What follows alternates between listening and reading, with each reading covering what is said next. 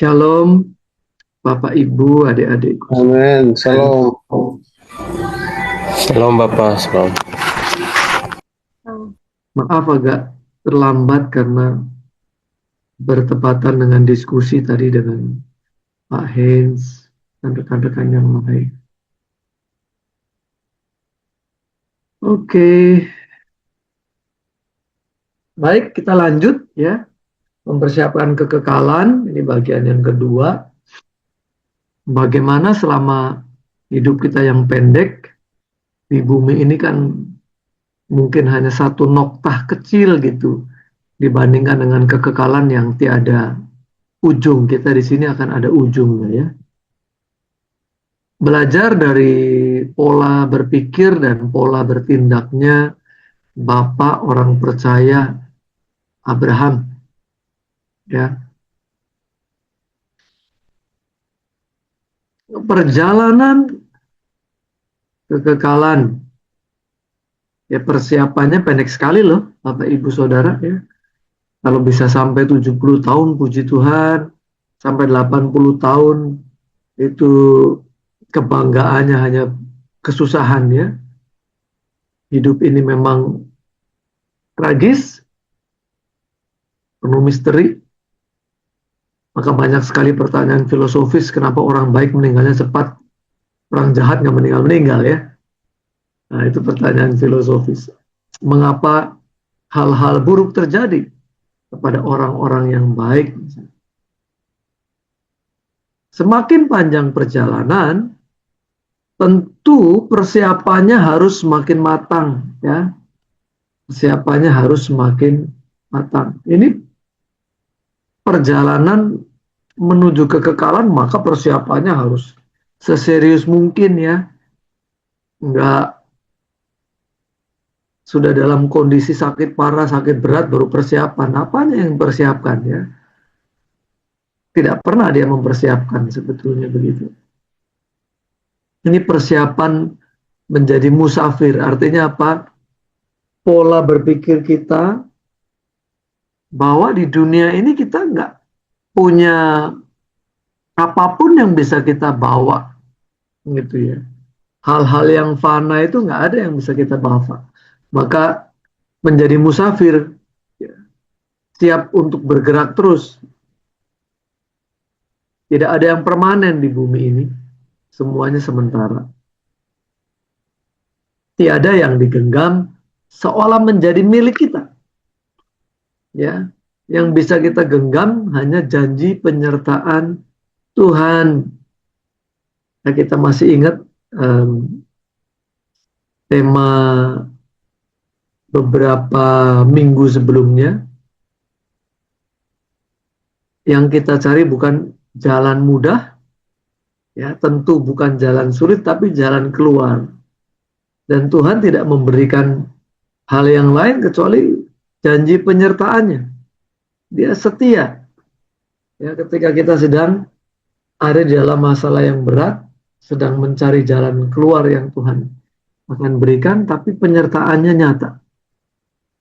Ya, dan bahwa kalau kita menjadi umat yang taat sebagaimana diteladankan oleh Abraham, ketaatannya dan juga junjungan kita, Tuhan kita Yesus karena ketaatannya, maka akhirnya segala kuasa di surga dan di bumi dipercayakan kepada Tuhan kita Yesus. Ya. Nah, tidak merasa memiliki, ya, tidak merasa memiliki. Apakah Abraham meminta anak? Ada nggak? Coba nih, Bapak, Ibu, saudara-saudara, adik-adikku, ada nggak ayat Abraham meminta anak?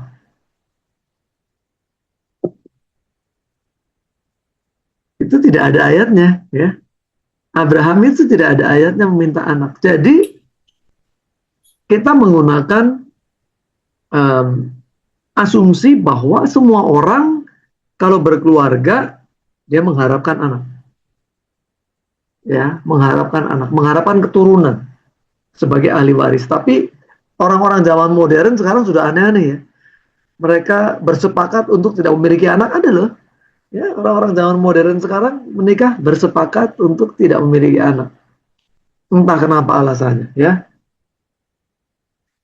Jadi sangat normal orang berasumsi bahwa Abraham ingin memiliki anak. Tapi keinginan itu sudah lewat, ya. Keinginan itu sudah lewat karena apa? Karena sudah tidak mungkin gitu. Secara umur sudah tidak mungkin. Ya, makin tua Abraham dan Sarah, makin terkikis keinginannya. Ya, maka yang justru muncul di dalam Alkitab, di dalam Kejadian 15, Allah Bapa kita, Elohim Yahweh yang datang. Ya, jadi Allah ini yang datang dan menjanjikan keturunan.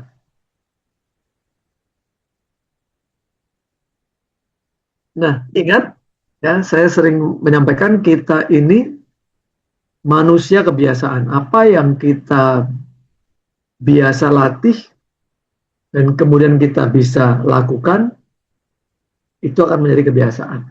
Yang biasa tidak punya, ya akan terbiasa tidak punya, nggak apa-apa gitu. Tapi yang terbiasa punya ketika sesuatu diambil, itu mengganggu kebiasaannya. Jadi, apa yang selama ini terbiasa? Tanpa anak, Abraham itu sudah terbiasa tanpa anak. Ini ujiannya. Begitu diberi berkat anak, apakah hatinya berubah? Kemudian melekat kepada anak. Ya, ini menjadi pertanyaan. Dan juga ujian tersendiri bagi Abraham. Ini Abraham ini jalan pikirnya menurut saya ya, itu nggak normal. Ya, Abraham ini jalan berpikirnya nggak normal. Kita mesti belajar, ya, kita mesti belajar bagaimana mengikuti cara berpikir Abraham yang menjadi sahabat Allah. Abraham sampai dikatakan sahabat.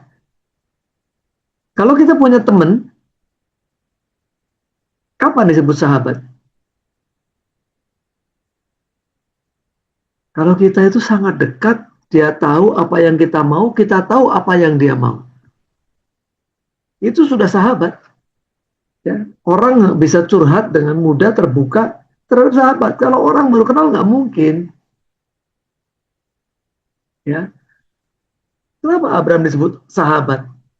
Abraham tahu apa yang Allah mau, dan Allah juga tahu yang Abraham mau. Begitu ya. Jadi Abraham ini yang hebat ya. Begitu diberi berkat, dan berkatnya ini luar biasa, mujizat dalam umur yang sudah tidak mungkin orang bisa punya anak. Bisa punya anak loh. Ya, pola pikirnya Abraham tidak melekat kepada anak. Ya, setelah punya anak, orang biasanya apa? Wah, sudah biasa ada anak, kalau nggak ada anak, dunia rasa kosong, hampa, sepi, sia-sia. Ngapain lagi gitu? Ya, kalau kita orang tua punya anak, kita sekolahkan yang terbaik, kita penuhi, wah kita eh, kasih kesempatan lah, mau belajar apa, mau belajar musik boleh, mau apa, wah jadi atlet boleh, apapun kita support. Kita berharap di masa depan dia lebih berhasil dari kita sebagai orang tua. Dan mungkin di masa depan ketika kita sudah tidak produktif, kita bergantung kepada si anak. Tapi enggak loh, ini Abraham ini aneh. Dia enggak berubah. Hatinya tetap melekat kepada Allah, tidak melekat kepada anak gitu. Enggak berganti. Ketika diminta Ishak dikorbankan, dia cuma berpikir bahwa ya Tuhan yang memberi, ya silakan Tuhan yang mengambil. Bahkan di dalam Ibrani 11 ayat 19, ya, dia percaya bahwa Allah sanggup membangkitkan Ishak kembali. Ya, hebat ya. Ini pemikiran Abraham. Orang yang sudah bisa mempersiapkan diri, tidak terikat dengan apapun di bumi ini, bahkan sesuatu yang diberikan dengan mujizat, itu juga sementara. Misalnya apa? Misalnya apa? Orang, saya mau ini dulu ya. Saya kemarin ikut prihatin juga dengar uh, rekan kita di sini ya, Pak Daniel ya, Pak Daniel Liminkong. Beliau mendahului kita nih. Saya merasa sangat bersalah gitu. Saya nggak sempet hadir di rumah duka maupun pemakaman. Saya merasa sangat bersalah.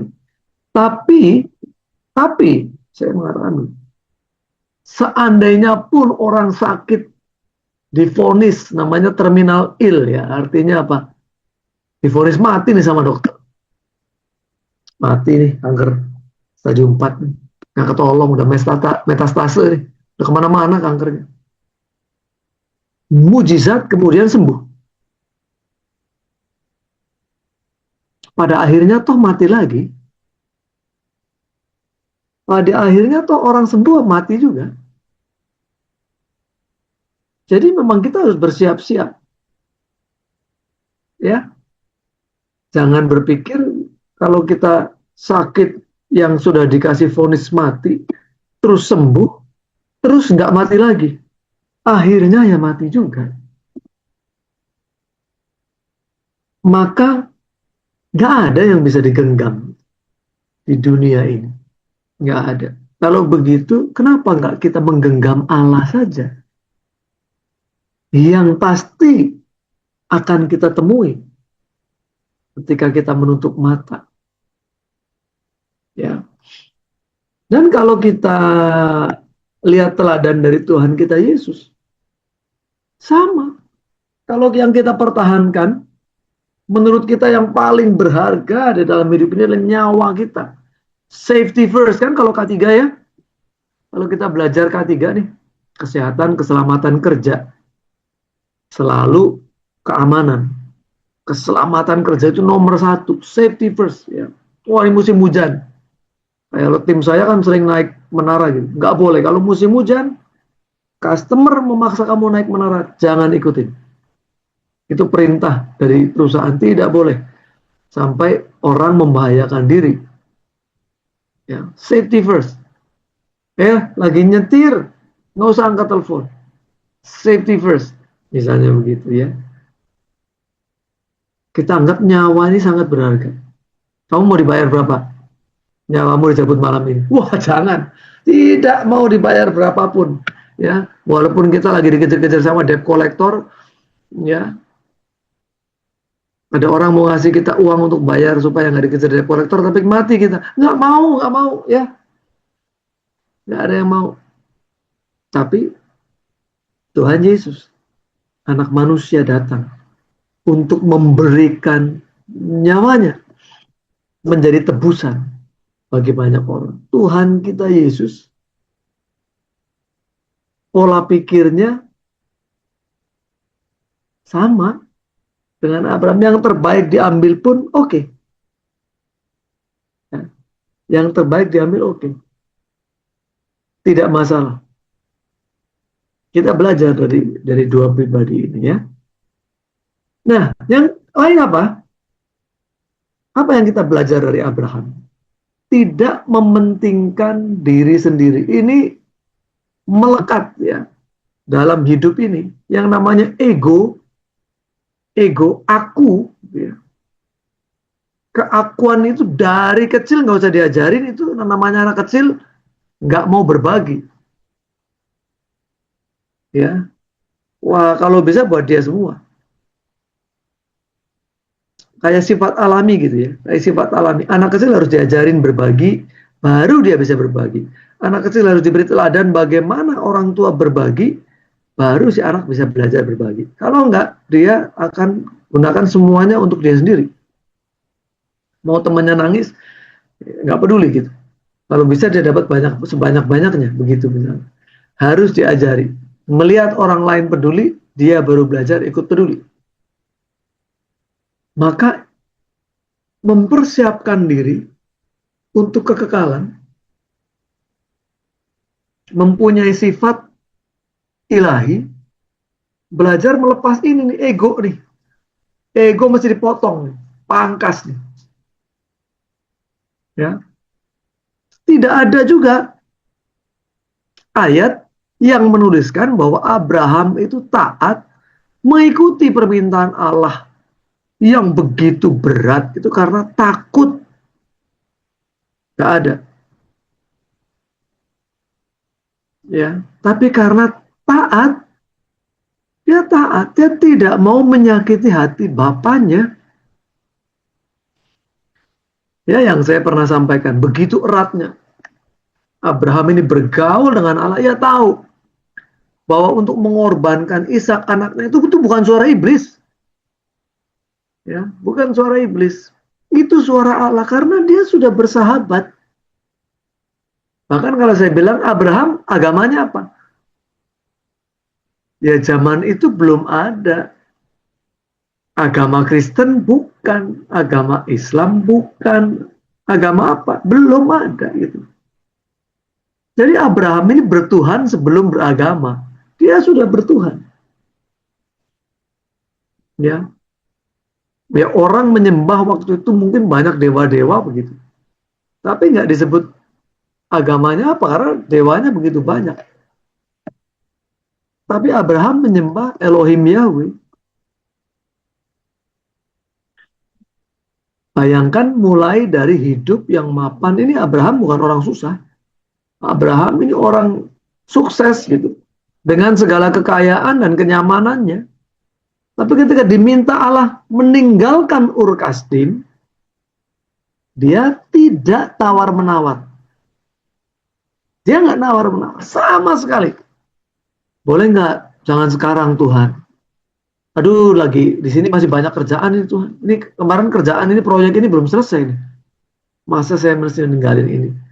Ya, nggak ada. Yes man, gitu ya. Yes man. Sir, yes sir. Apa yang diminta dijalankan. Tapi yang lucu begini loh. Dia ketika diminta secara pribadi meninggalkan kenyamanannya dan menjadi tidak nyaman, ya harus menjadi musafir dia dari satu tenda ke tenda lain begitu ya, bergerak terus. Dia tidak tawar menawar ya, dia taat. Tapi dia tawar menawar loh untuk orang lain. Tapi ketika berbicara keselamatan orang lain, Abraham melakukan negosiasi. Ya, Abraham melakukan negosiasi. Ya kita baca deh, kita baca ya. Kalau ingat ya. Kejadian 18 ayat 22 sampai 33. Ya, 11 ayat nih kita baca. Abraham negosiasi. Tapi kalau untuk kepentingan orang lain, untuk keselamatan orang lain dia negosiasi. Tapi kalau untuk dirinya sendiri, dia tidak melakukan negosiasi sama sekali. Siap, gitu ya. Kalau untuk dirinya harus taat. Kita baca. Siapa yang sudah ketemu kejadian 18 ayat 22 sampai 33. Yuk, boleh baca.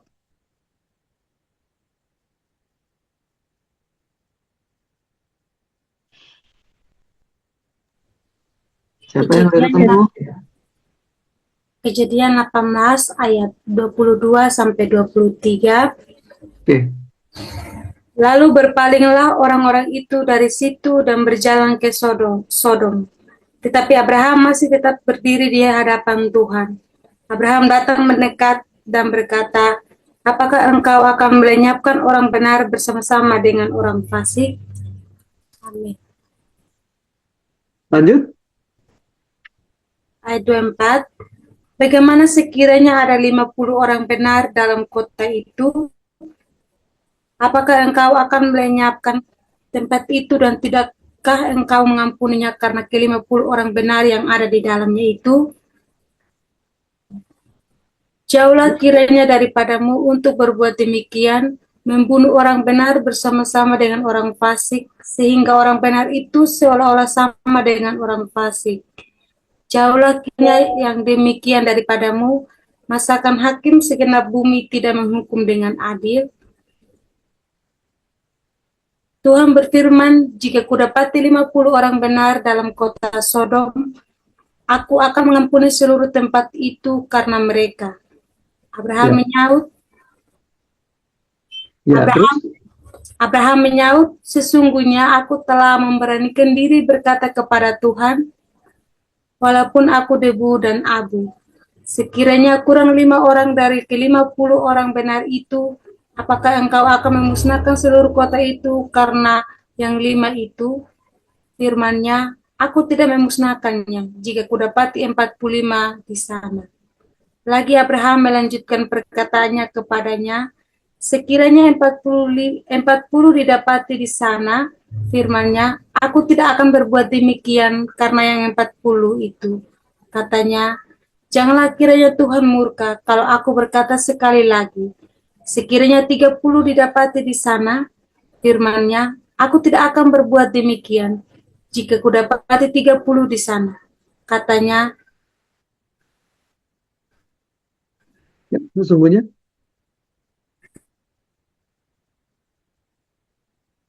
sesungguhnya aku belum didapati. putus Ademira. Ya, saya lanjutkan ya Pak. Ya, Katanya, sesungguhnya aku telah memberanikan diri berkata kepada Tuhan, sekiranya 20 didapati di sana, firman-Nya, aku tidak akan memusnahkannya karena yang 20 itu. Ayat yang 32, katanya, janganlah kiranya Tuhan murka kalau aku berkata lagi sekali ini saja, sekiranya 10 didapati di sana, firman-Nya, aku tidak akan memusnahkannya karena yang 10 itu. Ayat yang terakhir, 33. Lalu pergilah Tuhan setelah ia selesai berfirman kepada Abraham. Dan kembalilah Abraham ke tempat tinggalnya. apa yang kita pelajari? Terima kasih Ademira dan eh, Ya, di sini Abraham ada tawar-menawar kepada Tuhan ya Pak ya, untuk menyelamatkan yang ada orang benar di sana, orang yang percaya di sana. Jadi dalam kota itu jangan sampai dimusnahkan seluruh ya, orang yang ada di tempat itu ya. ya, hebatnya apa? Abraham ini ngotot, nggak cuma negosiasi ini, ngotot dia untuk keselamatan orang lain, dia ngotot benar, ya sampai dia minta-minta maaf. Jangan sampai kengototannya itu dianggap melawan, ya. Tapi dia ngotot loh. Di sisi yang lain, di satu sisi ekstrim kan, di ekstrim yang satu, ketika Allah memerintahkan Abraham sendiri, ya, untuk meninggalkan kenyamanannya, dia sama sekali nggak nego-nego, sama sekali siap, gitu ya. Tapi ketika terkait dengan keselamatan orang lain, dia ngotot bagaimana orang itu bisa diampuni, gitu ya. Sama gitu, seperti teladan kita Tuhan Yesus di dalam Lukas 23 ayat 34. Bayangkan berdoa untuk orang yang bukan hanya menyakiti dia, orang yang membunuh dia. Ya, dan ini dicontoh oleh Stefanus ya. Doa yang sama. Ampunilah mereka. Mereka tidak tahu apa yang mereka perbuat. Ini ekstrim. Ini orang-orang yang ekstrim, tapi memang kalau mau persiapan untuk kekekalan mesti ekstrim ini. Ini mesti ekstrim ini. Ya. kita bisa disakiti orang, tapi kita tidak boleh membenci orangnya. Kita membenci perbuatannya, tidak membenci orangnya. Kita mengasihi orang itu karena kalau dia terus melakukan itu, jiwanya terhilang. Kita dirugikan, tapi kita tidak boleh mendoakan yang buruk untuk orang itu. Ya, ya tidak mudah ya. Saya sendiri kan ngalami begitu maksudnya. Bagaimana orang partner bisnis ngemplang nggak bayar utang begitu ya. Dari mulai doanya, Tuhan berperkaralah Tuhan. Mau berperkara terhadap orang ini, bela hambamu ya Tuhan. Doa saya awal-awal begitu. Jangan sampai doanya doa yang jelek. Tapi belakangan sampai berpikir begini sampai, Tuhan berkati orang ini Tuhan. Berkati sehingga dia bisa bayar utang. Kalau dia nggak diberkati, dia nggak bisa bayar utang soalnya. Ya, tidak mudah gitu. Mendoakan orang-orang yang sudah berbuat jahat ini. Khawatirnya dia diberkati, lupa tetap nggak bayar juga karena niatnya emang nggak bayar gitu. Tapi kalau dia nggak punya duit, ya diberkati gimana bayarnya? Oke, lanjut ya. Yang lain memang apa? Kesiapan melepas. Kita dulu sudah belajar ya.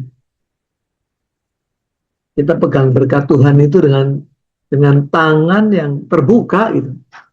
Dengan tangan yang terbuka. Ingat waktu saya kasih ilustrasi bagaimana orang di Afrika itu bisa menangkap monyet gitu ya. Monyet itu bisa disembelih, dimasak lah buat mereka ini. Itu kan justru dikasih kendil gitu ya, kendil atau vas gitu ya, yang diisi makanan kesukaan mereka, entah kacang, biji-bijian, apa, gitu, buah, masukin ke situ. Dan ketika orang-orang Afrika itu bersembunyi, si monyet ini datang. Dia ambil itu kacang, jadi tangannya si monyet ini ketika masuk ngambil itu bisa. Ketika dia mau ngambil kacangnya kan tangannya harus menggenggam tuh. Ketika dia menggenggam, dia nggak bisa lepas. Ya, tangannya ke terlalu besar kalau dia menggenggam untuk dia bisa melepaskan diri dari leher dari kendil atau vas itu gitu. Kalau dia buka, dia bisa gitu. Jadi begitu masuk, terus dia ambil kacang, genggam, nggak bisa lepas. Tapi itulah monyet. Begitu sudah kejepit tangannya di situ, orangnya datang pun si monyetnya tidak mau melepaskan genggamannya ya, cuman panik aja. Tapi ini nggak pernah dilepas.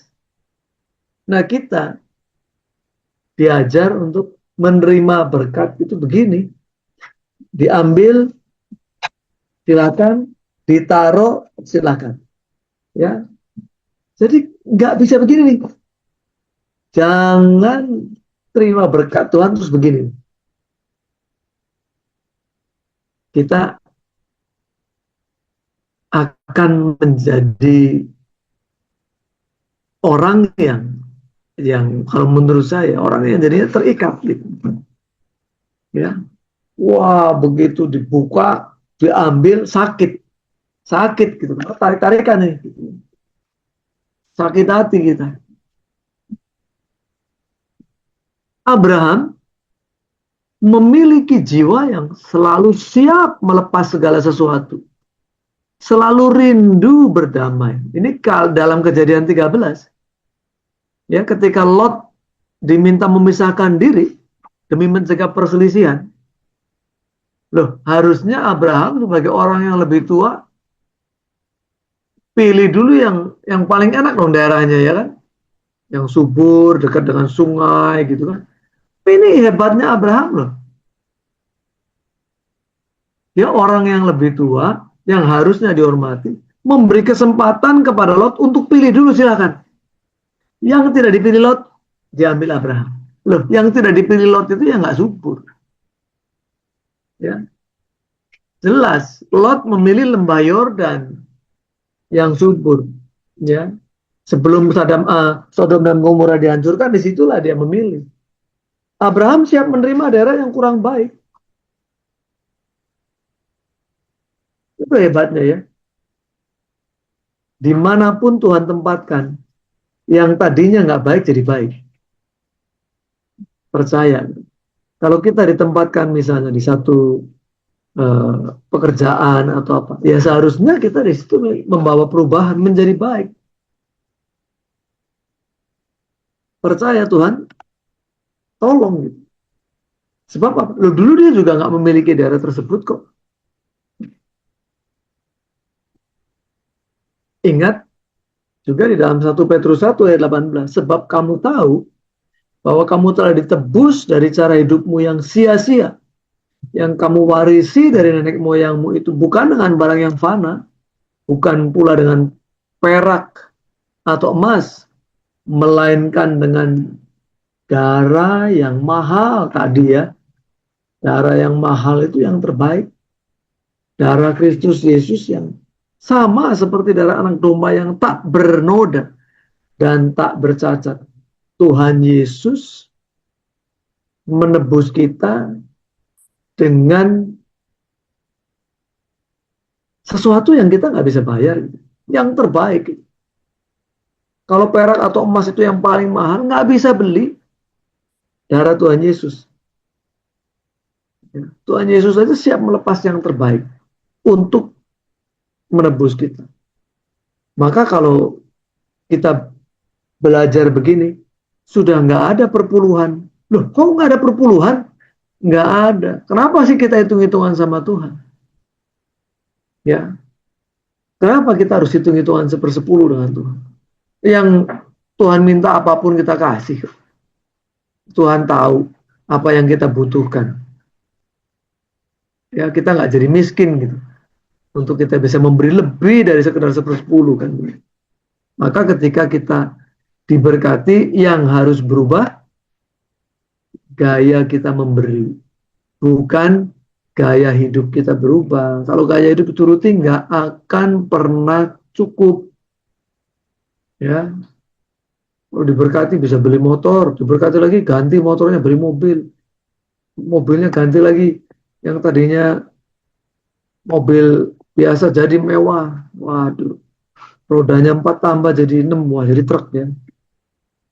Terus begitu, nggak ada puasnya. Nggak ada puasnya. Ketika kita diberi lebih, gaya memberinya yang harusnya berubah, bukan gaya hidupnya jadi mewah. Oke. Apalagi yang bisa kita pelajari? Ya, apalagi yang bisa kita pelajari?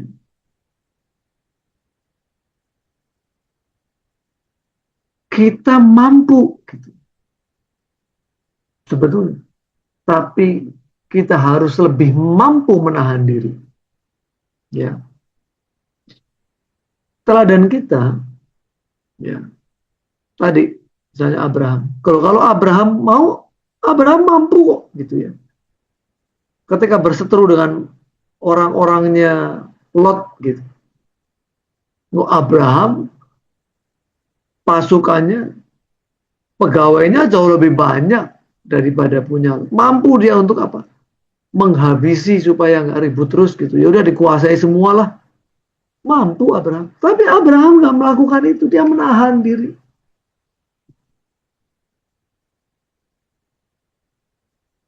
Ingat ketika Tuhan Yesus akan ditangkap, kemudian salah satu murid memotong telinga dari hamba imam besar. Dianggap Tuhan Yesus nggak mampu membela diri. Nah, dia bilang, atau kau sangka bahwa aku tidak dapat berseru kepada Bapakku supaya ia segera mengirim lebih dari 12 pasukan malaikat membantu aku untuk melindungi. Mampu. Tapi dia tidak lakukan. Tuhan Yesus tidak lakukan. Jadi kalau, nih ini bagusnya. Kalau kita tidak membalas orang lain karena kita tidak mampu membalas, ya itu mah bukan sesuatu yang hebat. Biasa, wong kita emang nggak mampu membalas, ya kita nggak membalas gitu. Kita nggak mampu membeli, makanya kita nggak membeli. Ya itu mah biasa, normal. Ya kan? Tapi kita bisa membalas. Namun kita nggak membalas. Kita bisa menindas orang. Kita nggak menindas orang. Kita bisa membeli. Kita tidak membeli. Wah, ini udah hebat ini, ya. Udah mulai naik level ini. Natur duniawi kita sudah berubah menjadi natur surgawi. Pola pikir kita sudah bukan pola pikir duniawi, sudah pola pikirnya surgawi. Diingatkan lagi Ibrani 13 ayat 5, janganlah kamu menjadi hamba uang, dan cukupkanlah dirimu dengan apa yang ada padamu. Cukupkanlah dirimu dengan apa yang ada padamu. Lagi-lagi apa? Janji penyertaan Tuhan. Karena Allah telah berfirman, aku sekali-kali tidak akan membiarkan engkau, dan aku sekali-kali tidak akan meninggalkan engkau. Itu aja yang kita pegang, janji penyertaan Tuhan. Mau susah, mau senang, dalam kondisi kurang maupun berlebih, Tuhan menyertai. Ya. Nah, dari pola pikir mencukupkan diri ini, sampai akhirnya kita terbiasa gaya hidup kita. Gaya hidup yang sederhana. Itulah yang sebetulnya harusnya membedakan kita dengan orang lain. Maka kalau ada orang-orang ya misalnya hamba Tuhan gaya hidupnya mewah, sementara jemaatnya aja kekurangan, saya melihat itu jadi batu sandungan gitu. Ya. Jadi siapa yang ada di dalam Kristus? Ia adalah ciptaan baru. Sudah tidak ada lagi, bukan dia karena ada di dunia, dia masih model dunia. Enggak, dia ada di dalam Kristus. Ia adalah ciptaan baru. Yang lama sudah berlalu. Apa tadi? Ego, ya, tidak mau melepas sesuatu, dianggap milik dia. Memberi, ya, berkorban, tidak berani memberi yang terbaik. Seperti seolah-olahnya masih ada yang harus ditahan-tahan. Oh, apa sih yang perlu ditahan-tahan untuk memberi yang terbaik? Jangan-jangan besok sudah nggak ada kesempatan lagi. Mumpung masih sehat, mumpung masih optimum, masih bisa maksimal di dalam melakukan banyak hal, yuk kita habis-habisan begitu. Jangan tahan-tahan. Habis-habisan. Untuk kita bisa menyenangkan hati Bapa. Yang lama sudah berlalu. Sesungguhnya yang baru sudah datang. Alangkah ringannya gitu. Hidup ini menjadi ringan karena kita nggak ada dibebani apapun. Tidak ada yang bisa membuat kita tertanam di bumi ini, ya. Nah, wrapping up, ya, membungkus ini semua. Masalah itu dialami oleh siapapun. Tantangan, cobaan, hambatan, rintangan, sakit. Itu semua alami. Baik yang percaya maupun yang tidak percaya. Ya. Baik yang percaya kepada Tuhan kita Yesus Kristus. Yang percaya kepada Bapa kita Elohim Yahweh, maupun yang tidak percaya, sama-sama mengalami semua masalah itu. Sama. Terus apa sih yang membuat kita berbeda gitu akhirnya? Pada akhirnya membuat kita berbeda. Adalah respon kita terhadap semua yang kita alami. Respon kita itu yang membuat kita berbeda. Ada pengharapan, iya. Ya kan? Orang lain juga punya pengharapan. Sama pengharapannya sembuh. Ya kan? Tapi yang signifikan membedakan sebetulnya adalah kita ini justru harusnya nih ya, justru kalau memang semua penderitaan itu pada akhirnya membawa kita kepada akhir daripada perjalanan hidup ini, itu yang kita rindukan. Ya, itu yang kita rindukan sebetulnya. Sementara orang menghindari itu karena apa? Mereka ketakutan. Ya, mereka ketakutan. Sementara kita justru merindukan. Kita boleh bertemu dengan Bapa yang kita kasih, yang kita cintai. Mereka yang lain nggak jelas gitu. Siapa yang akan mereka jumpai? Orang-orang yang di luar Tuhan itu nggak jelas. Kenapa mereka punya pengharapannya itu kalau bisa segera lewati persoalan, sembuh dari sakit penyakit? Karena ada ketakutan tersendiri. Siapa yang akan mereka jumpai ketika pada akhirnya semua berakhir? Kita cuma pilihannya satu, kalau kita masih diberi sembuh, kita lakukan yang terbaik. Kalau toh akhirnya kita tidak sembuh, ya ketika kita sakit, kerinduan kita ketemu dengan Tuhan, ya penyertaan Tuhan yang sempurna itulah sebetulnya yang membuat kita bisa menjalani semua dengan ringan, bisa terus bersuka cita senantiasa ya Pak Hin sedang sana ya, sukacita terus, sukacita terus. Orang mungkin menganggap aneh kali ini orang ya, dalam kondisi begitu tertekan, begitu masalah, begitu banyak, sukacitanya nggak hilang. Sukacitanya nggak hilang. Kalau toh akhirnya sampai kita berakhir, masalah kita belum selesai, nggak masalah, nggak apa-apa. Tidak perlu sukacita jadi hilang. Ya. Emang kalau kita sedih, kita nggak bersukacita, kemudian masalah selesai? Kan nggak juga. Kenapa kita nggak pilih untuk terus bersukacita? Walaupun masalahnya luar biasa berat, gitu ya. Nah, pada akhirnya itulah yang membuat kita jadi semakin siap terbang. Kita semakin siap terbang ini. Karena apa? Nggak ada lagi pemberat yang mengikat kaki kita. Mari kita terbang bersama. Ya. Amin. Saya kembalikan ke Pastor Lepri.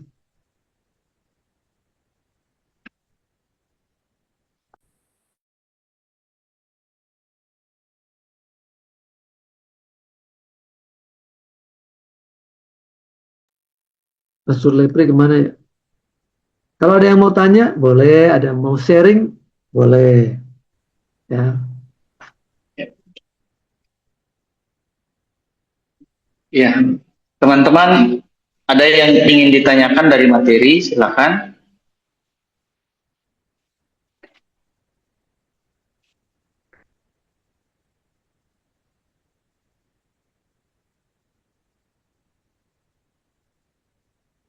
Grandi, Absalom.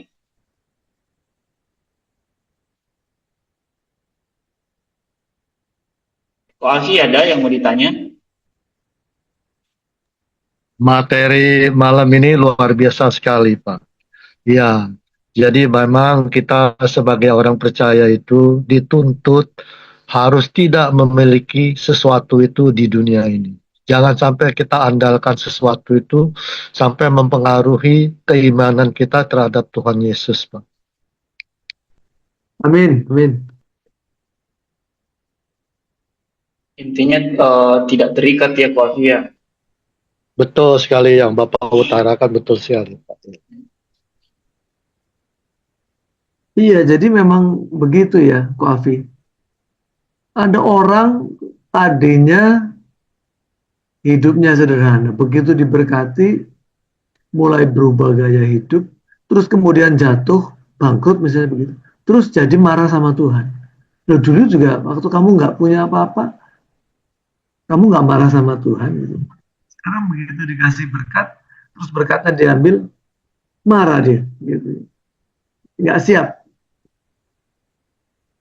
Langsung dia merasa menjadi milik itu. Ya. Jangan diambil lagi, ini kan punya saya Tuhan. Nah, yang bahaya.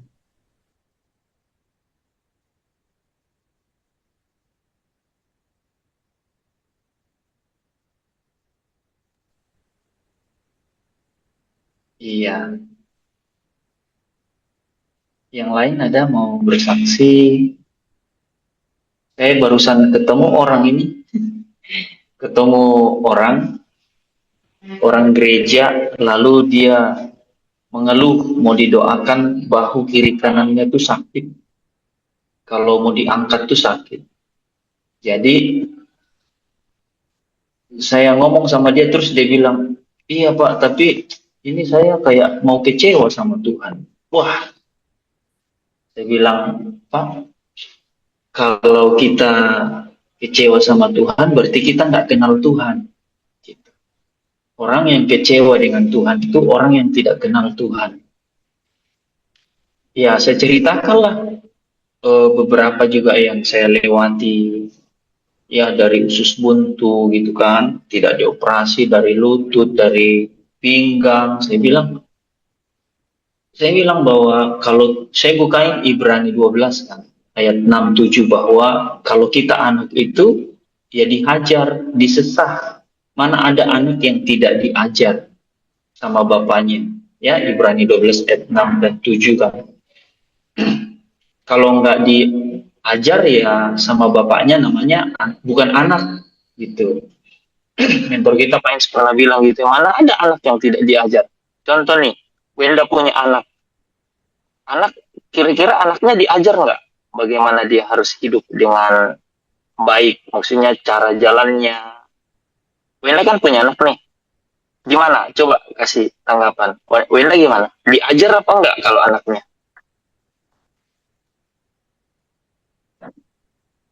Kurang ya. Oke, jadi uh, gitu kan saya bilang sama beliau bahwa ya justru yang iya betul. Orang yang kecewa dengan Tuhan itu orang yang tidak kenal Tuhan, bahkan tidak karena tidak kenal Tuhan karena tidak bergaul karib dengan Tuhan. Jadi eh, ini kan tadi bicara soal harta, tidak boleh terikat. Nah, dimensi lain itu sakit, sakit tapi kecewa sama Tuhan, benar enggak? Ya lebih jauh kan harta. Kalau harta kan, waduh sukacitanya gede banget. Sakit, sukacita enggak? Ah sakit, ya kan? Nah, lalu saya kasih tahu kalau ada masalah seperti itu, paling pertama harus dilakukan adalah datang sama Tuhan, minta ampun, minta ampun. Ya minta ampun. Lalu kedua, setia datang beribadah kepada Tuhan. Yang ketiga, perkatakan kesembuhan. Nah, gitu, ya. Perkatakan, karena hidup dan mati dikuasai oleh lidah kan. Siapa suka memakan akan memakan buahnya. Amsal 18 ayat 21. Jadi 3 tahap itu lakukan. Datang sama Tuhan, minta ampun. Kedua, rajin bersekutu dengan Tuhan. Ya, yang ketiga, perkatakan kesembuhan. Gitu. Jadi itu teman-teman yang saya dapati barusan. Lalu teman-teman gimana dengan materi yang barusan teman-teman dengar? Ada yang mau disaksikan? Ada yang mau disaksikan? Seberapa banyak kebenaran yang teman-teman dapatkan malam ini? Masih ada Ko Afi yang mau ditambahkan? Boleh Pak, saya mau bertanya begini Pak. Kalau orang percaya itu, kalau hidupnya diberkati oleh Tuhan sebagai pemberi berkat itu, apakah orang tersebut tidak boleh menggenggam atau tidak boleh menikmati pemberian berkat itu dari Tuhan, Pak.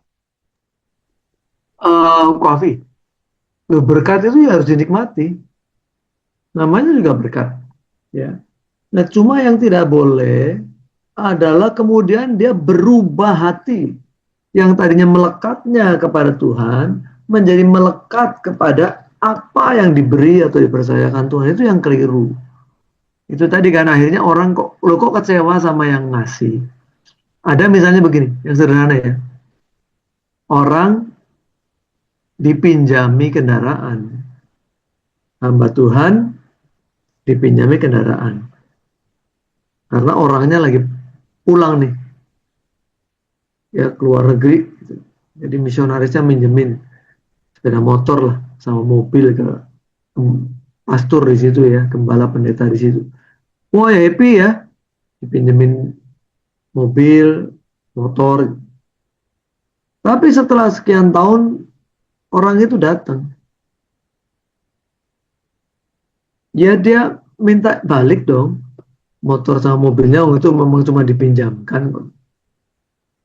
Lo kok marah? Ya, hamba Tuhannya kok marah?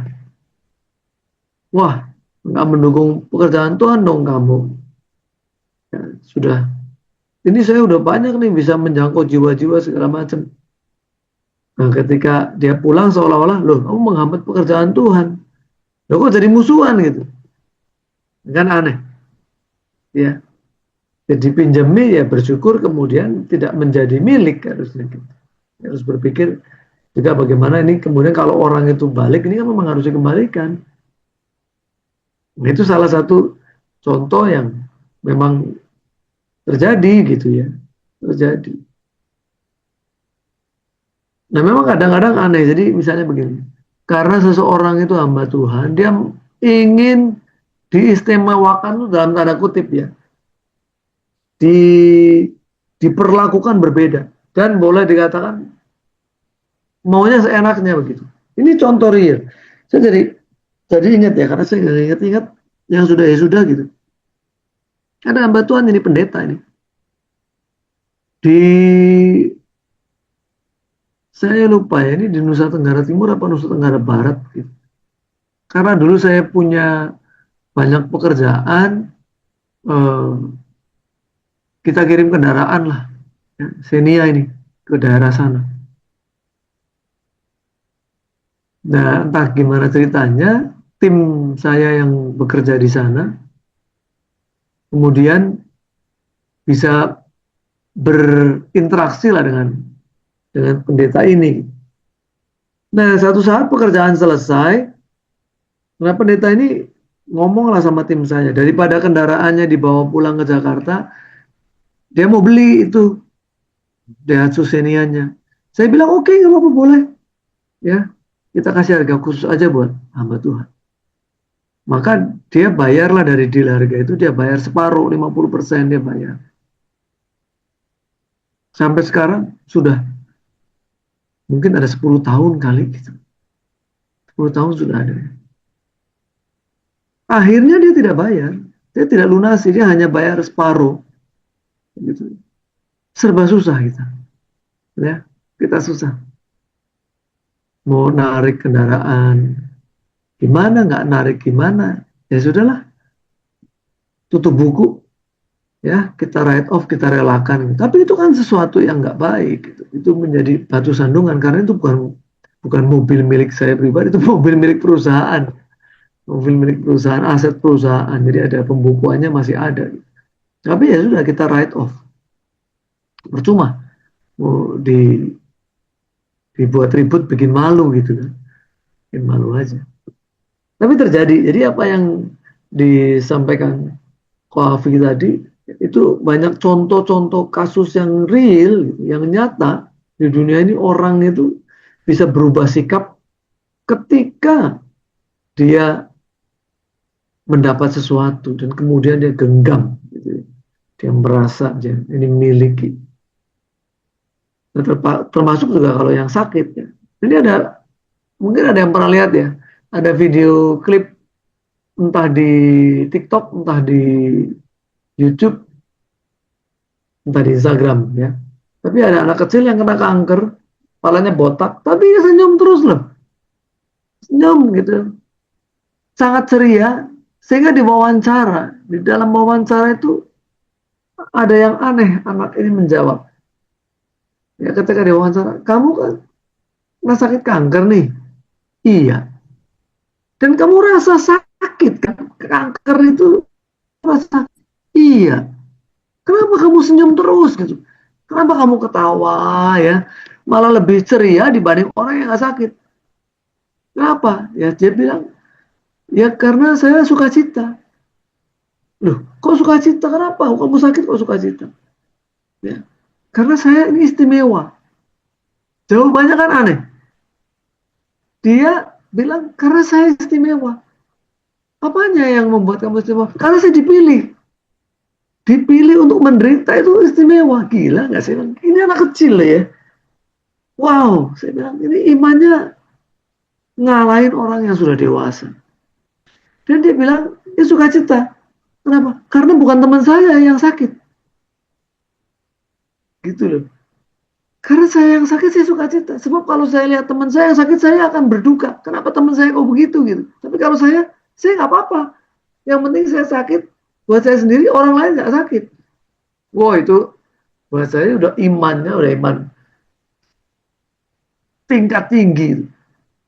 Ya. Dia bisa bersuka cita karena dia orang yang dipilih untuk mengalami sakit penyakit. Dan bukan teman dia gitu. Hebat ya. Ini kayak tadi Abrahami tadi. Ya udah orang lain happy, Lot silakan, Lot happy. Saya terima yang lahan yang tidak subur, nggak apa-apa. Yang penting Lot happy. Udah begitu, dia masih belain kan. Ada Lot dan keluarganya di situ. Dia berharap Lot dan keluarganya bisa memenangkan orang-orang di Sodom dan Gomora. Ternyata kan enggak. 10 aja nggak ada loh. 10 orang benar nggak ada. Dalam satu kota itu. Memang bejat semua berarti kan. Hanya tersisa keluarganya, Lotnya nggak sampai 10. Tapi Abraham nggak bisa melihat orang lain dihukum, itu dia nggak tega. Walaupun orang itu kalau boleh menyakitin, dia nyakitin lah ya. Harusnya kalau Lot bener nih, kalau orang timur, ada orang timur. Kita aja misalnya di jamuan makan malam minum teh. Kalau yang tua yang nuang teh, wah kita rasa sangat sangat nggak enak gitu. Aduh, bisa saya aja yang muda yang tuang gitu kan.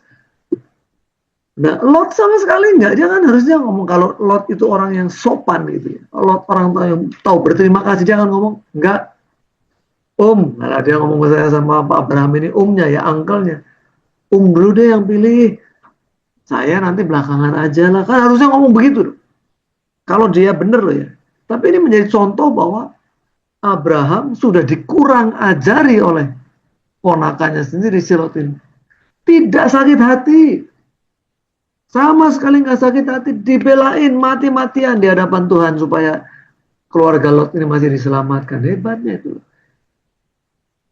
Kalau mau ngomong kurang ajar, Lot ini kurang ajar, benar. Tapi kan enggak. Ya, enggak seperti itu. Hebat ini. Ya, kita belajar dari orang-orang hebat. Ya, yang langka, memang udah langka nih. Orang seperti itu.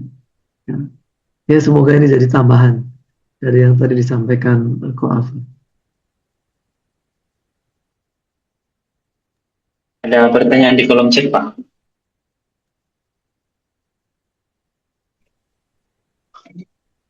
Mengapa orang gampang sekali kecewa dengan Tuhan, padahal masalah yang dialami dari apa yang ditabur atau masalah dengan sesamanya? Ya paling sederhana, marah sama Tuhan sih. Ya, kalau marah sama orang lain bisa balas lebih kejam. Maka akhirnya cuma bisa kecewa dengan Tuhan aja. Dan ini jamak sekali memang ya. Jamak. Kenapa jamak atau banyak sekali? Karena memang iman itu butuh waktu untuk bertumbuh. Dan untuk bertumbuh itu perlu masa-masa sulit. Iman itu bertumbuh itu justru di masa-masa sulit, di masa-masa sukar. Untuk membentuk rasa percaya orang bahwa penyertaan Tuhan itu nyata. Maka itu yang dikhawatirkan. Kenapa Tuhan Yesus? Satu ya, satu-satunya kekhawatiran Tuhan Yesus cuma satu. Apakah ia mendapati iman di bumi ini? Ya, satu-satunya itu diungkapkan. Apakah ketika Tuhan Yesus datang kembali, dia mendapati iman di bumi ini? Artinya, orang punya iman itu sedikit sekali. Sedikit sekali orang yang punya iman. Karena iman itu bertumbuhnya dalam penderitaan. Menimbulkan tahan uji. Menimbulkan ketekunan. Maka sangat wajar gitu. Kenapa orang gampang sekali kecewa? Sudah dinubuatkan gitu, di dalam Alkitab bahwa di akhir zaman pun orang akan seperti itu. Maka kita yang tahu kebenaran, yang sudah belajar, investasi waktunya luar biasa loh ya. Saya salut sekali dengan teman-teman di Discipleship ini, tiap hari tekun gitu. Kalau ini nggak berubah, ada yang keliru gitu. Kita ikut ini setiap hari, nggak ada implikasi di dalam kehidupan nyata kita. Something is wrong gitu. Sesuatu ini ada yang keliru. Bisa jadi hanya akhirnya memenuhi pikiran ini, tapi nggak jadi terejawantahkan gitu ya, menjadi wujud nyata dalam perbuatan. Itu ngeri. Apalagi yang bisa mengubah kalau apapun yang kita dengar, segitu banyak yang kita dengar, kebenaran-kebenaran, tidak mengubah kita, siapa yang bisa mengubah kita? Ya kan? Jadi memang kenapa orang gampang sekali kecewa dengan Tuhan? Karena orang memang harus melewati ujian. Orang nggak ada yang suka diuji, nggak ada yang suka mengalami persoalan, itu problemnya kan? Kenapa gampang kecewa? Orang nggak banyak yang memang bisa memahami untuk bertumbuh itu melalui kesulitan. Yang kita bersyukur harusnya, maka belajar dalam segala hal, bersukacita senantiasa. Ada penderitaan, puji Tuhan, kesempatan kita menunjukkan setia kita kepada Tuhan. Jangan malah kecewa, ya. Begitu, Bapak Ibu Saudara.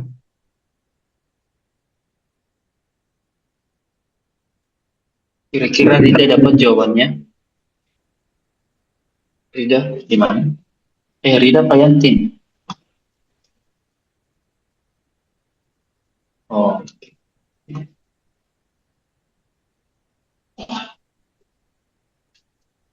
Masih ada teman-teman yang mau ditanya atau disampaikan? Saya Silakan, Mas. sedikit. Saya mau bertanya sedikit, Pak. Mas Yandri. Ketika kita belum mencapai apa yang kita gumuli atau apa yang kita harapkan, hubungan kita dengan Tuhan itu semakin erat sekali. Akan tetapi ketika semuanya kita harapkan atau kita gumuli sudah kita dapatkan, kenapa demikian hubungan kita dengan Tuhan semakin renggang? Apakah kita tidak tahu diri, ataukah apa yang kita dapatkan atau apa yang kita harapkan itu membuat mata hati batin kita dibutakan, sehingga hubungan kita dengan Tuhan renggang?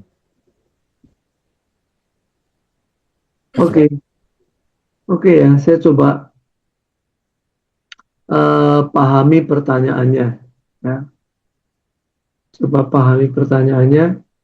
Jadi kalau orang meminta sesuatu kan tentu apa yang diharapkan, betul ya? Dan kalau dia meminta sesuatu, artinya apa yang diharapkan itu tidak dipenuhi, bagaimana kita bersuka cita? Bagaimana kita tidak kecewa?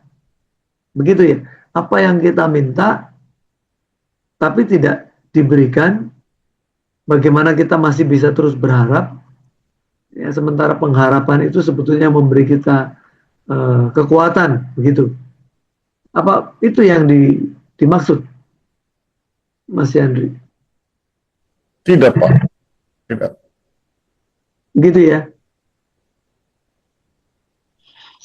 Nah, Bukan Pak, maksud Mas Yandri gini Pak, ketika kita menginginkan sesuatu, ya, terus waktu dijawab, loh kok kita ini malah tambah jauh dari Tuhan, gitu loh, hilang, kita tidak sungguh-sungguh lagi dengan Tuhan, gitu ya Mas Yandri ya? Ya, Oh, ya. gitu Pak. Ya, itu yang saya bilang, dan banyak pendeta kan mengkhotbahkan. Orang itu banyak meminta apa yang di tangannya Tuhan, tapi bukan meminta kepada siapa yang memberikan itu yang lebih penting gitu. Tapi hanya apa yang di tangan. Ya. Nah, ini kan terjadi orang yang tidak matang. Ya, orang yang tidak matang rohaninya. Kalau orang matang rohaninya nggak mungkin. Tapi orang yang tidak matang rohaninya, begitu terima berkat, yang dilihat kan berkatnya sama lah kayak anak-anak kita. Anak-anak kita nih, kalau kita pulang dari kerja, sebetulnya yang ditunggu-tunggu bukan kita mungkin, tapi apa yang kita bawa. Apa yang kita bawa. Kalau kita dari perjalanan jauh, perjalanan dinas, pergi seminggu ya, yang ketika kita datang, waduh kelihatannya kita dirindukan, tapi sebetulnya yang dicari apa yang ada di dalam tas. Bapak pulang bawa apa nih? Ya, yang dicari bukan bapaknya. Dan itu natur, bukan natur ilahi, itu natur duniawi. Makanya kita yang mulai harus bergeser kan, dari natur duniawi mulai ke natur ilahi. Yang kita rindukan sang pemberi berkat, bukan berkatnya. Kalau kita masih anak-anak rohani, kerohaniannya masih kecil dan kerdil lah gitu ya. Kalau nggak berubah-ubah jadi kerdil, ya akan mudah tipu ya, akan mudah ditipu. Dan itu cara iblis juga, berkatnya seperti itu. Dan kalau mau gampang, akhirnya orang dapat berkat seolah, wah dapat berkat. Berkat dari mana Pak? Ya dari korupsi sih. Wah, kalau berkat dari korupsi gimana? Itu di pertanyaan tersendiri kan. Karena itu gampang kan, cara mudah. Orang mendapatkan sesuatu jalan pintas, nggak kerja keras, bisa lebih sejahtera ya. Bisa lebih sejahtera dari orang-orang lain. Ini nggak ngomongin orang lain, orang Kristen. Orang Kristen yang korupsi juga banyak. Ya jangan kaget gitu. Orang Kristen yang korupsi juga banyak. Dan kemudian kalau itu menganggap itu berkat, kan konyol. Lo berkat kok hasil nyuri gitu, berkat hasil korupsi. Ya, apanya yang dibanggakan dari situ? Lebih parah lagi, dianggap Tuhan berkenan. Loh, Tuhan berkenan loh. Saya kan, kalau enggak kan harusnya saya nggak punya kesempatan korupsi. Ini karena saya dikasih kesempatan korupsi, artinya Tuhan yang kasih jalan. Udah, kita bisa garu-garu kepala nggak gatel ini ngadepin orang begitu ya. Jadi hati-hati, berkat itu bisa menipu. Ya, kalau tidak makin membuat kita makin melekat. Sederhananya udah, kita kasih tanda aja ya. Berkat yang membuat kita makin melekat kepada Tuhan, itu berkat yang sebetulnya sungguh-sungguh datangnya dari Tuhan. Yang enggak, berkat yang membuat kita menjauh dari Tuhan, itu berkat dari iblis. Itu strateginya iblis. Begitu aja Mas Yandri, ya. Maka kita perlu hati-hati. Kita mesti menguji. Ya. Jangan sampai ketika kita diberkati, loh kok malah ngilang. Dari pelayanan ngilang, sibuk. Ya. Sibuk hal yang lain. Jangan. Itu komentar saya. Iya, saya tambahkan Yandri, fokusnya bukan ke Tuhan tapi ke harta, ke materi. Lalu Injil bilang apa? Di mana hartamu berada, di situ hatimu berada. Jadi memang kata Yeremia 17 ayat 9 ya kalau nggak salah, hati itu licik. Licik. Wah, tadinya dia serius dengan Tuhan, Tuhan gitu kan. Tuhan berkati kan karena dia dekat, ya kan, dekat Tuhan berkati ya. Anggaplah yang Mas Yandri maksud demikian kan, dia intinya dia dapat berkat. Tadinya dia dekat sama Tuhan ya, diberkati.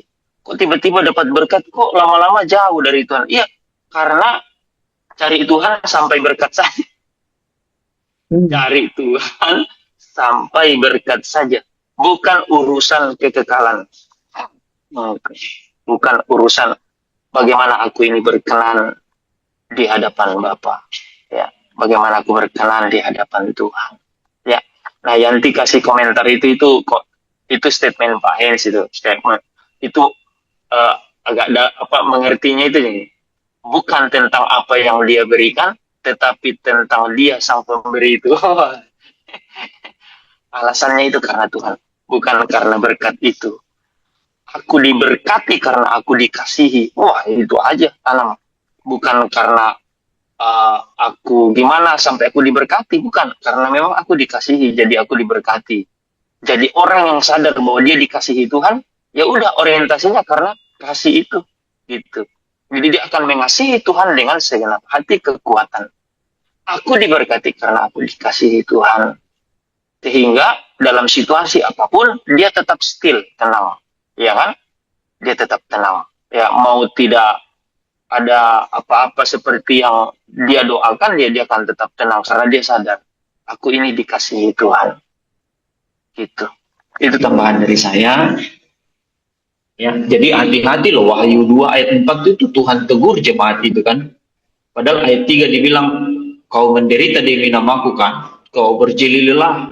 Tapi ayat 4, Wahyu 2 ayat 4 tuh, namun demikian aku mencela engkau karena engkau telah meninggalkan kasihmu yang semula. Ayat 5, bertobatlah, betapa dalamnya engkau jatuh. Jadi bukan soal kita giat melayani, itu nomor 2. Ya kan, sering juga saya bilang saya sampaikan bahwa ada orang yang giat melayani tapi tidak dekat sama Tuhan. Tapi ada orang yang dekat melayani, dekat dengan Tuhan, sehingga impartasinya itu tekun dalam melayani, setia dalam melayani. Itu yang benar, bukan rajin melayani, rajin ke gereja tapi nggak pernah dekat sama Tuhan. Ya kan beda. Kan beda, iya kan? Gitu. Gitu kira-kira ya, Mas Mas Yandri. Terima kasih Pak, terima kasih. Iya. Ini mempersiapkan kekekalan kan?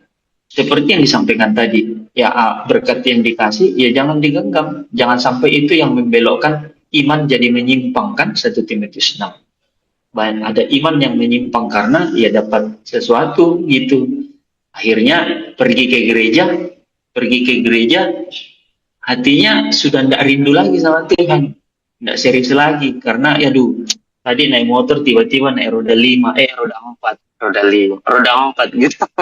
Karena roda 4 biasa. Tadinya waktu roda 2, aku berserah. Woi, tiba-tiba roda 4, aku berserah. Terus garuk-garuk.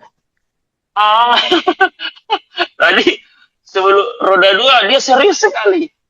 Aku berserah gitu kan, sampai gitu kan. Tapi tiba-tiba roda 4, asal suaranya merdu, tiba-tiba garu-garu aja gitu kan, biasa aja gitu. Nah, itu bahaya itu. Berarti hatinya sudah berubah gitu. Demikian ya. Wenda, ada yang mau disampaikan Wenda? Dari tadi berdoa bukan ya. Wenda gimana? Ada yang mau disampaikan Wenda? Pas. Oh pas, pas. Oke, pas. Pas itu ada yang artinya pas. Oke. Ada dari Bapak Tulis siapa? Oke, silakan. Ya, dari saya mungkin sedikit pertanyaan perenungan bagaimana proses atau caranya sehingga Abraham itu punya pola pikir dan sikap hati seperti yang sudah disampaikan tadi, menahan diri, punya pola pikir dan sikap hati mampu tapi menahan diri, terus siap melepaskan yang terbaik, tidak mementingkan diri. Prosesnya dari belajar dari Abraham itu seperti apa? Bagaimana cara Abraham mencapai pola pikir seperti itu? Bisa dijelaskan sedikit. Terima kasih. Baik, Pak Tadus ya. Tidak dijelaskan sebetulnya, tidak dijelaskan bagaimana Abraham bisa dipilih. Ya, tidak dijelaskan. Tetapi ini adalah penafsiran ya. Penafsiran saya, seseorang itu dipilih pasti sudah melalui proses yang cukup lama. Karena kita nggak tahu bagaimana cerita Abraham kecil ya. Kecilnya Abraham gimana sih, remajanya nakal enggak gitu ya. Waktu pemuda seperti apa enggak. Kita nggak tahu, tahu-tahu dia sudah berkeluarga, dia orang yang mapan hidupnya.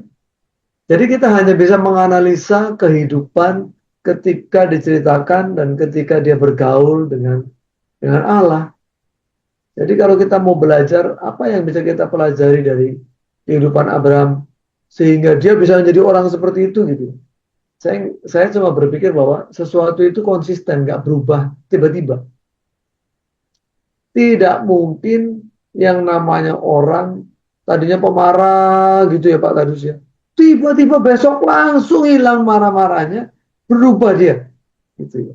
Enggak, itu dia punya proses pasti. Kenapa Abraham bisa jadi seperti itu? Dia pasti punya proses. Bahwa mungkin lagi kan tadi tidak ada ayat yang menyatakan bahwa Abraham tuh minta anak, itu nggak ada. Dan ini juga orang kan nggak meneliti sampai ke sana gitu. Tapi bahwa orang menikah punya kecenderungan, punya pengharapan, punya anak, itu normal gitu. Jadi saya melihat itu sebagai salah satu juga yang walaupun itu adalah hak prerogatifnya Allah ya. Kenapa Allah memilih bangsa Israel? Kenapa nggak memilih bangsa Indonesia? Itu misalnya sebagai umat pilihan. Itu hak prerogatifnya Tuhan ya. Hak prerogatif Tuhan. Demikian juga kenapa sih Allah memilih Abraham? Selain hak prerogatif, pasti ada sesuatu yang membuat dia berbeda. Dan perbedaan ini bukan dalam waktu satu hari. Ini perjalanan panjang, nggak cuma minggu, bulan, tahunnya mungkin puluhan tahun kali. Puluhan tahun. Bahwa Abraham itu ketika dia meminta misalnya dia meminta anak, belum mendapatkan. Dia tidak kecewa kepada Tuhan misalnya begitu. Ya. Sebab kalau dia kecewa, dia nggak percaya. Kalau saya minta aja nggak dikasih-kasih, kok tiba-tiba Allah datang menjanjikan gitu ya melalui malaikat. Enggak. Gitu. Jadi kalau saya melihat bagaimana supaya kita bisa hidup seperti Abraham, telah ada nilai yang sudah tertulis di situ. Karena sebelum yang tertulis kita nggak tahu. Tapi waktu tertulis itu menunjukkan bagaimana Allah taat. Abraham taat kepada Allah, walaupun harus dia mengorbankan yang paling dianggap berharga di dalam hidupnya dia. Anaknya Allah yang paling berharga. Ya, rumah nggak berharga. Kenapa? Ditinggal kok. Harta kekayaan yang mungkin tanah yang sudah dia beli, gitu ya. Peternakan yang dia miliki ditinggal. Artinya apa? Itu pun nggak dianggap sesuatu yang berharga. Nah, anak itu yang paling berharga menurut Abraham. Karena dia sudah di masa tuanya, dia akan kasih hak waris kepada anaknya ini. Jadi paling begitu Pak tadi. Kita bisa meneladani Abraham ya dari sikap yang tertuliskan. Sebelum itu kita nggak tahu, tapi nggak akan banyak berbeda mestinya. Kenapa? Karena kebiasaan itu tidak serta-merta dalam waktu singkat muncul. Jadi ketaatan Abraham kepada Allah itu ya sebelum itu mungkin sudah terbukti juga ya, sehingga dia mendapat hak istimewa gitu ya, sahabat dari Allah Bapa kita. Begitu jawabannya Pak Tadus.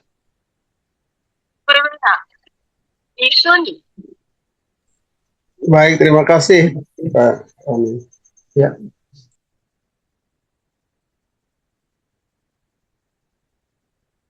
Oke, teman-teman ya, kita selesai ya di sini. Teman-teman diberkati firman Tuhan malam hari ini. Amin, amin. Amin, amin.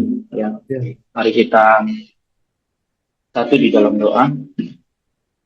Bapa di surga, terima kasih kembali lagi malam hari ini untuk mengajar kami bagaimana kami mempersiapkan hidup kekal kami, bagaimana kami memiliki pola pikir dan tindakan seperti Abraham yang rela meninggalkan segala sesuatu, tidak merasa memiliki, bahkan menempuh satu perjalanan yang jauh sehingga ia berani mempertaruhkan segala sesuatu, tidak mementingkan diri sendiri. Dia siap melepas yang terbaik dalam hidupnya. Kami berdoa, biarlah setiap kebenaran firman-Mu yang hidup dan berkuasa malam hari ini sungguh-sungguh menguasai seluruh pikiran kami, sehingga di dalam kami memutuskan apa yang harus kami lakukan di dalam kami mempersiapkan hidup kekal kami. Kami sungguh-sungguh berjalan di dalam tuntunan kebenaran firman-Mu melalui pimpinan Roh-Mu yang kudus yang sudah Engkau materaikan di dalam setiap kami. Bapa, tolong kami supaya sungguh-sungguh kami mengalami kemerdekaan demi kemerdekaan di dalam perjalanan hidup kami, sehingga kami mengalami pertumbuhan demi pertumbuhan di dalam iman kami kepada Kristus Yesus, Tuhan dan Juru Selamat kami. Bapa di surga, terima kasih, urapi kami, dan biarlah setiap firman-Mu ini sungguh-sungguh kami boleh taat untuk melakukannya. Terima kasih, hamba yang terkasih, mentor kami, Bapak Roni yang sudah Kau pakai malam hari ini, Bapak. Terus Kau pakai hamba-Mu, karuniakan hikmat, marifat kepada hamba-Mu, setiap kebenaran firman yang Kau taruh untuk disampaikan bagi kami, untuk mengajar kami di dalam seluruh kebenaran firman. Berkati usaha bisnis hamba-Mu ini, Bapa, yang dikerjakan oleh kedua tangannya, mari Kau buat berhasil. Jauhkan dari setiap rancangan si jahat, dan jauhkan dari setiap rencana orang jahat. Dijauhkan dalam nama Yesus. Dan Engkaulah yang memberkati segala sesuatu yang dikerjakan kedua tangannya, Kau buat berhasil, beruntung. Dan biarlah melalui kehidupan hamba-Mu, nama Tuhan senantiasa dimuliakan, ditinggikan.